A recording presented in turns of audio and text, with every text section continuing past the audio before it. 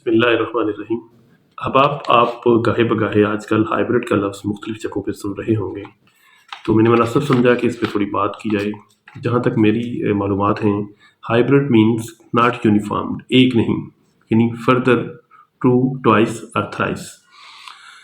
مثال کے طور پر کچھ ہائبرڈ پلانٹس ہوتے ہیں تو یہ 2-3 پودوں کے ملاپ سے ان کی خصوصیات کو مکس کر کے جو پودا بنایا جاتا ہے اسے ہائبرڈ کہتے ہیں۔ اسی طرح کچھ بریڈس ہوتی ہیں، جیسے ڈنکی اور ہارس کی مکسنگ سے ایک بریڈ بنائی جاتی ہے۔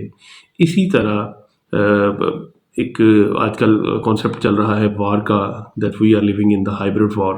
تو یہ وار بھی، اس پہ ہم بات تفصیلاً کریں گے انشاءاللہ۔ یہ وار بھی not a single element conventional war, but it's a mix up of information technology, weapons, media and some other elements mixing up in a broader concept of war.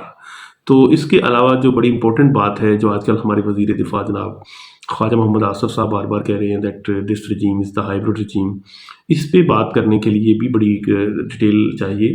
But initially I would like to elaborate this term that hybrid regime means that mix up or attribute some autocratic regime attributes in the democratic system، یعنی کہ ایسا نظام جس کے اندر، جمہوری نظام کے اندر آپ آمرانہ اور کہہ لیں کہ مارشلائی نظام کی کچھ خصوصیات کو شامل کر کے ایک ایسا نظام بنا لیں جس کے اندر الیکشن تو تواتر سے ہوتے ہیں، مگر اس کا کنٹرولنگ سسٹم، اس کا آپریشن، اس کا ریموٹ جو ہے not as such the purely democratic system.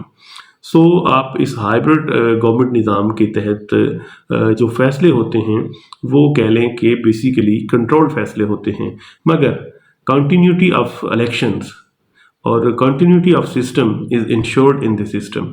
تو انشاءاللہ یہ ہائبرڈ پہ ہم لوگ بات آگے بھی کریں گے فردر کہ ہائبرڈ وار کیا ہوتی ہے۔